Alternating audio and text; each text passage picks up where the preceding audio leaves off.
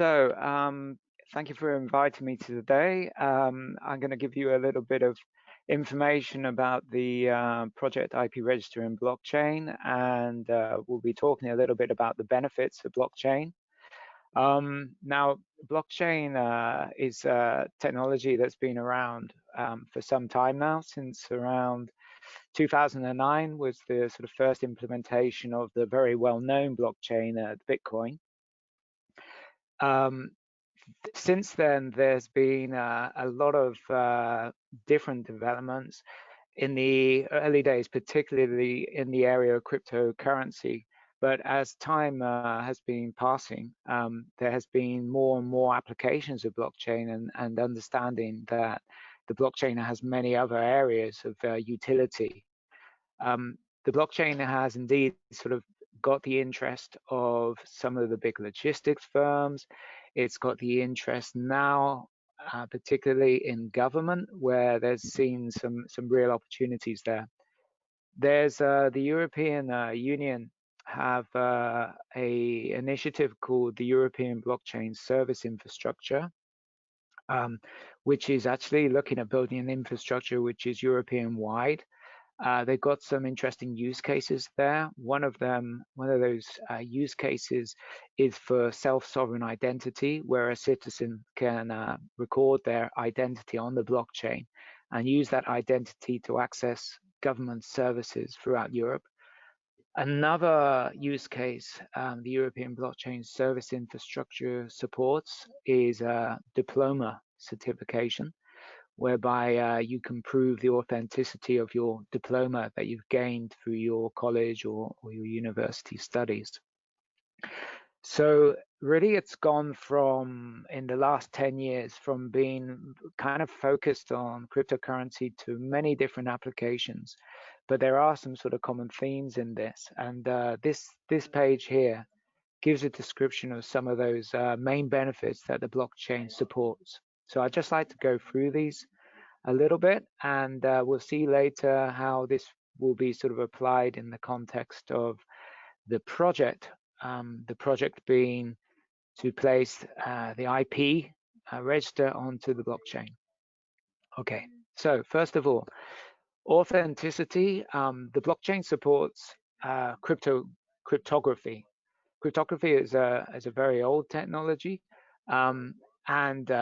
but its application in the sense of blockchain means that the data that is held on the blockchain can be proven to be of a known and reliable source. And once that data has been encrypted using cryptography, it's not possible to try and fraudulently enter that same data. So cryptography and authenticity and the blockchain really go together.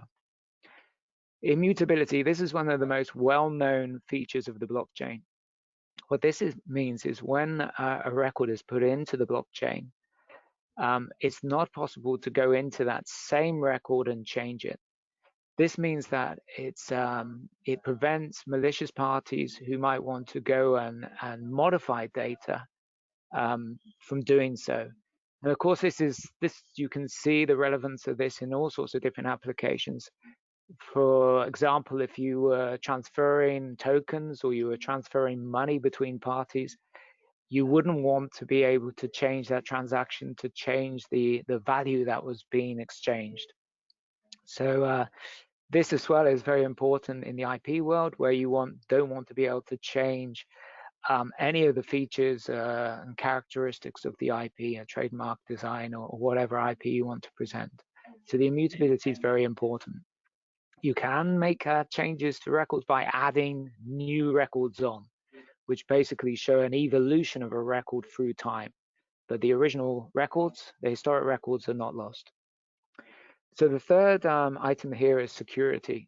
Now, the blockchain is made up of a number of interconnected nodes. So all the participants on the blockchain own their own node, and in this node is held a copy of the entire database. So you have replicated databases throughout the blockchain. This means that there's no central point of failure, And in the case of an attack, it would be easy to rebuild a node from the other nodes that are there. So it's really a very strong, decentralized infrastructure, which has strong support for security. Transparency is the idea that when something is in the blockchain, it's available for all of the participants to view. This is really a side effect of everyone having their copy of the database. Now, there's different types of blockchains. You can have public blockchains or you can have private blockchains. And this means that you can narrow down the view of the data so that it could be completely open. For example, Bitcoin or many implementations of Ethereum are very open and the public can see that data, so it's highly transparent. Or you can have it as more of a private blockchain where there are known participants. In our case, we're looking at the IP officers who are the known participants, and they each hold a node, so the data is transparent for all of those. All of the IP officers can see the data. Efficiency brings in the concept of smart contract. Now, a smart contract is basically code which is executed automatically according to some events which are triggered. So this is very nice in that there's no need for sort of human intervention, and this makes some of the procedures very efficient and very quick to do. And you can define the code to support particular contracts. So when a particular data is reached, perhaps there's a transfer of an asset to another group. But this is all done without the need for human interventions. And there's all sorts of potential for this. Now, in our case, on the project we're doing, the IP register on blockchain, we actually have, in here, we're using smart contracts to do data validation. So this is one of the areas we're using it. But in the future, with new services coming on board, we'll be looking at using smart contracts more widely than that. And then the final characteristics here, the final benefit here is integrity. And I always say that integrity is really the sum of all of the other parts. So with this integrity of a secure and immutable and efficient platform, you really have a platform which can be there to ensure the quality of the data that's held, ensure the security of that data, and by doing so, be able to provide a very strong platform for services. Okay, so let me just carry on now and talk a little bit more about the project itself. Okay, good. So I'm sure you're aware of TMView Design View, which is an important service for intellectual property. At the moment, there are over 70 IP offices with their trademarks and designs in TMView and Design View. And the way that the data is transferred to TMView Design View is not really changed very much over the years. It uses a file transfer protocol. So files are generated in an IP office, and then it's sent over to EUIPO, who then extract that data, process the data, index it, and put it into TMView and Design View, collecting all the data from the offices. Now, this batch data transfer has some weaknesses. It's a fairly manual process, and it's a bit error-prone. So when we looked at blockchain, which has this distributed nature, the ability to transfer data in real time, or at least near real time, then we saw that with the other characteristics of blockchain, there was all sorts of potential that we might be able to realize. So the IP Register on Blockchain project started officially in July 2020. It's a long project. It's got a lot of work to do.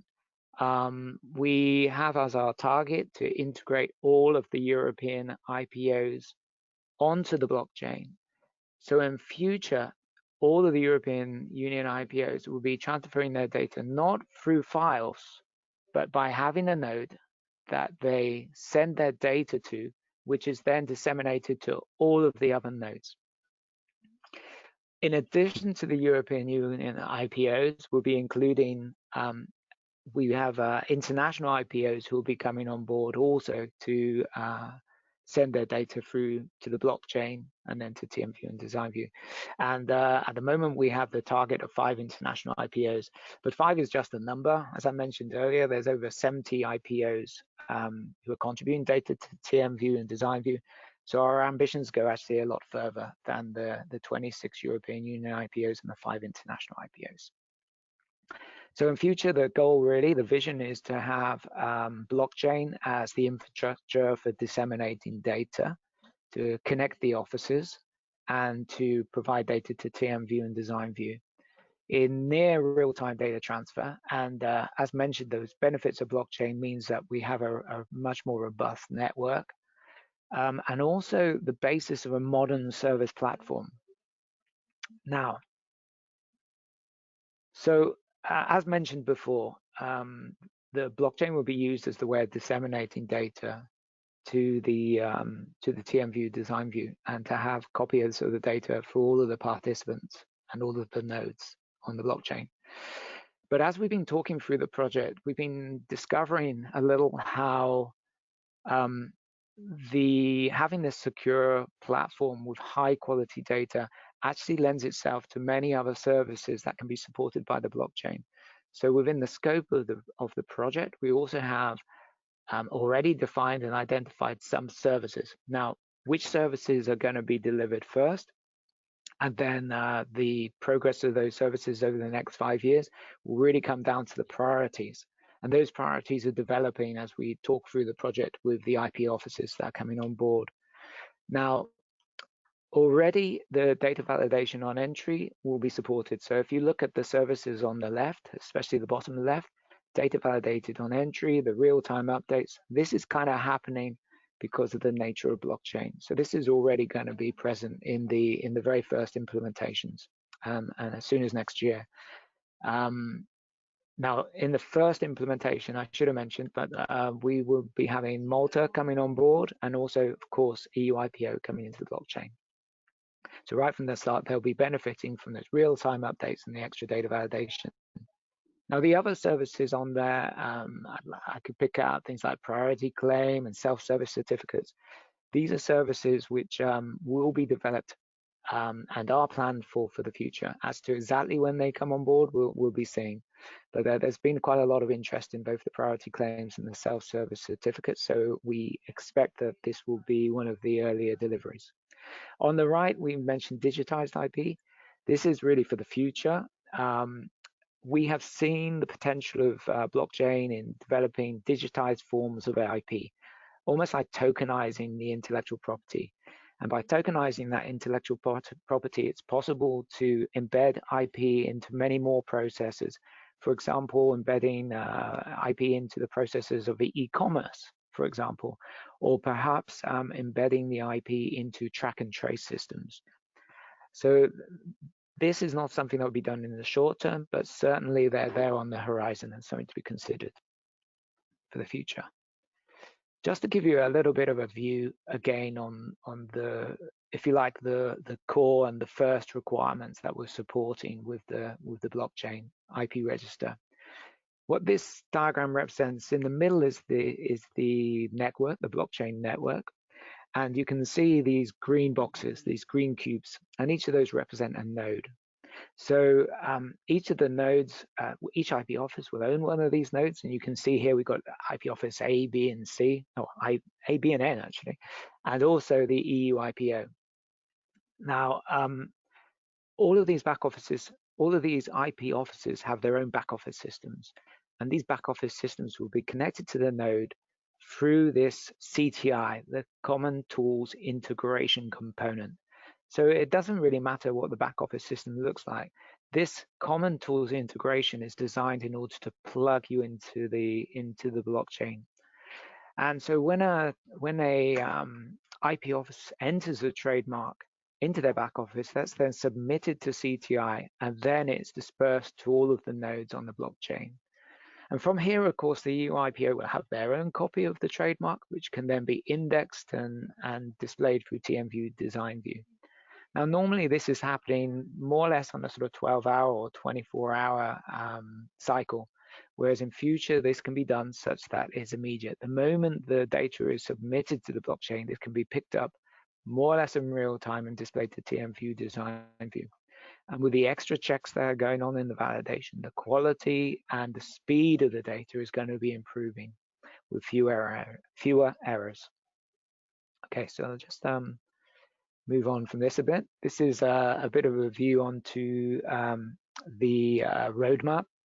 So in 2020, we already started with the implementation for EU IPO and Malta, who will be the first to come onto the blockchain. This is progressing well, and we're expecting to go live in the first quarter next year. From next year, we will be having another 5 European Union IPOs coming on board. Discussions are already underway. Estonia has already agreed. We've been discussing with other IPOs, including Italy, and there's lots of interest. So we're expecting the candidates for next year to be made firm quite soon. And then for subsequent years, we will be looking at around about an average of about 7 IPOs coming on board each year. And here from 2022 in particular, we'll be expecting some international IPOs to be joining us. Also shown in here is the service packs. This is what I was mentioning before with the different services. Those services like viewing historic data or looking at priority management, these will be rolled out once a year as well in the service pack. So gradually over the period of the project, the services will be further developed, implemented, and enriched for the future. Okay.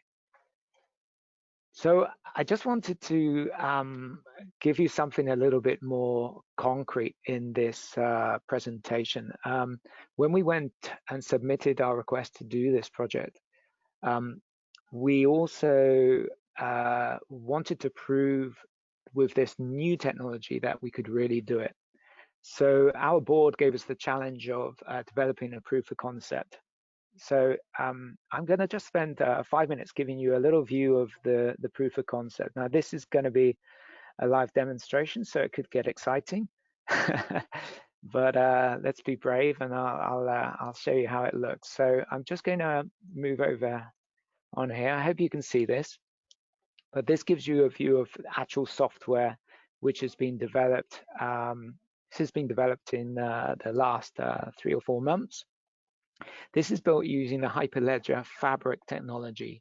Hyperledger Fabric is actually the blockchain technology which is also being used by the European Union for their European blockchain service infrastructure.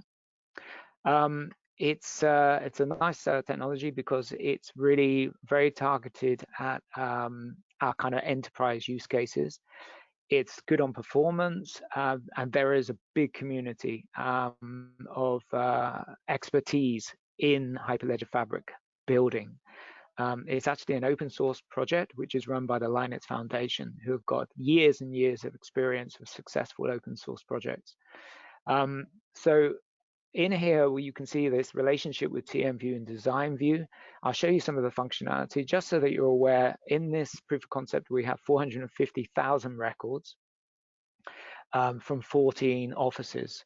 So these records were extracted from the last 2 years of data put into TMView and Design View.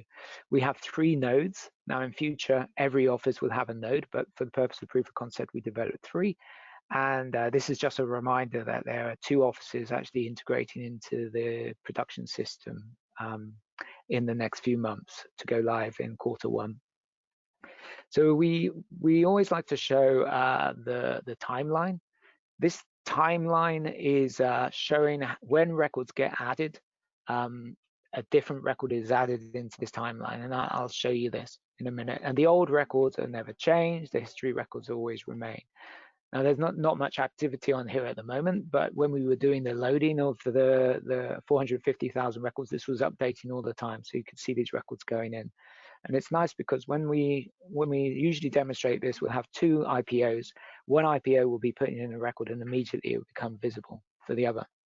Now, this represents the node of the EU IPO. In here, I'm representing the node of, this is a proof of concept node for Italy. So you can see in here, we can do some we've got the Italian symbol up there, and here you can see how we can do some searches on some of the Italian trademarks. Now we can add a new trademark. So for example, let's just open